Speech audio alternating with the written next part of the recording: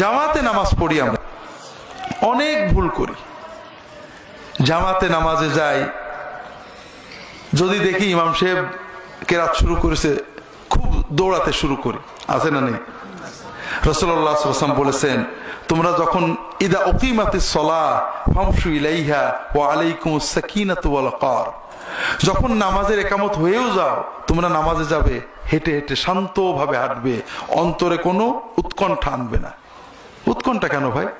আল্লাহর রাসূল সাল্লাল্লাহু আলাইহি ওয়াসাল্লাম বলছেন, তুমি যখন ঘরের থেকে বেরোইছো নামাজের নিয়তে, তোমার আমলনামায় নামাজের সওয়াব লেখা হচ্ছে। মসজিদে যেয়ে যদি দেখো যে নামাজ শেষ হয়ে গেছে, তাহলেও তোমার আমলনামায় জামাতে নামাজের সওয়াব লেখা হয়ে যাবে। কেন উৎকণ্ঠা কেন? আমি শান্ত মনে মসজিদে যাব। আমরা মসজিদে ঢুকে যদি দেখি ইমাম সাহেব রুকুতে গেছে, দৌড় দিয়ে কাতারে যাই, গুনাহ হবে। শান্তভাবে কাতারে যাবেন। যদি আমরা দেখি ইমাম সাহেব রুকু থেকে উঠে গেছে, ব্রেক করে দাঁড়িয়ে পড়ি না, গুনাহ হবে। আপনি দাঁড়াবেন না, ঠিক শান্তভাবেই যাবেন, যে কাতারে দাঁড়াবেন, আল্লাহু আকবার বলে নামাজ শুরু করবেন, এরপরে না ইমামের সাথে সেজদায় চলে যাবেন। রুকু পেলে রাকাত পাওয়া হবে, ওইটার পড়া লাগবে না। আর সেজদা পেলে রাকাত পাওয়া হবে না, কিন্তু সেজদার সওয়াব পাওয়া হবে। একটা সেজদা কবরে গেলে বসবেন, মনে হবে একটা সেজদা সওয়াবের জন্য দুনিয়ার সব সম্পদ দিয়ে দেওয়ার লোভ হবে। কাজেই কেন মিস করব? ইমাম সেজদায় গেলে সেজদায় না যেয়ে দাঁড়িয়ে থাকলে গুনাহ হয়, মাকরুহ হয়। কথা বুঝতে পারেননি? কাজেই শান্ত মনে কাতারে যাবেন।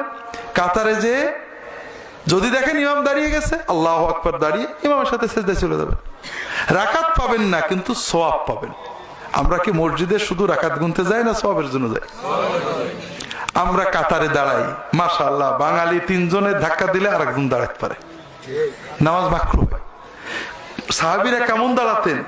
গায়ের সাথে গা লাগিয়ে, পায়ের সাথে পা লাগিয়ে, হাঁটুর সাথে হাঁটু লাগিয়ে কাতারে দাঁড়াতেন। কাজেই আমরা কাতারে দাঁড়াবো, অন্তত গায়ের সাথে গা লেগে যাবে। কথা বোঝেননি? যেন আর একটা চুল পরিমাণ জায়গা না থাকে। ইমাম না, কাতার শুরু হয় ইমামের পিছন থেকে। ইমামের ডাইনে যারা আছেন বামে চেপে আসবেন, বামে যারা আছেন ডাইনে চেপে আসবেন। যার কারণে কাতার ফাঁক হবে, তার নামাজ মাকরুহ হবে, গুনাহ হবে। প্রত্যেকে নিজেরটা ঠিক রাখবেন, পরের জনের সাথে কাঁধ লাগিয়ে দেবেন, কাঁধে কাঁধ মিলে যাবে, হাতে হাত মিলে যাবে। বাঙালি আবার গায়ের সাথে গা লাগালে বিরক্ত হয়, বিয়াদব, গায়ের সাথে গা লাগাচ্ছ, আল্লাহু আকবার। অথচ রাসূলুল্লাহ সাল্লাল্লাহু আলাইহি ওয়াসাল্লামের সাহাবীরা গায়ের সাথে গা, হাঁটুর সাথে হাঁটু, পায়ের সাথে পা লাগিয়ে দিতেন। রাসূলুল্লাহ সাল্লাল্লাহু আলাইহি ওয়াসাল্লাম শিখিয়েছেন, সুদ্দুল ফুরাজ, কাতারের ফাঁক পূরণ করো। কাতার বাঁকা হলে, ফাঁকা হলে নামাজ মাকরুহ হয়ে যাবে, গুনাহ হবে। কিন্তু মুসলমান, বাংলাদেশের মুসলমান বড় কষ্ট লাগে, গায়ের সাথে গা লাগালে আবার রাগ করে চোখ পাকিয়ে তাকায়। ইসলাম আমাদেরকে এক হতে শিখিয়েছে। ফাঁক হয়ে দাঁড়ালে আল্লাহ বলেছেন, আল্লাহ রাসূল বলেছেন, যখন ফাঁক হয়ে দাঁড়াবে আল্লাহ অন্তরে ফাঁক করে দেবে, দলাদলি করে দেবে, অন্তরে মিল মহব্বত নষ্ট করে দেবে। কাতারে ফাঁক হলে শয়তান ঢুকবে, মনের ভিতরে ওয়াসওয়াসা দেবে। আর কাতার ফাঁক বন্ধ করে দাঁড়াবেন, দেখবেন নামাজের মনোযোগ বেড়ে যাবে, শয়তান ঢুকতে পারবে না। এই জন্য কাতারে ঘন হয়ে দাঁড়াবেন, ফাঁকা দাঁড়াবেন না। আবার অনেকে বলবে যে এত কাল চললো, আবার হুজুর এসে নতুন মশলা দেয়।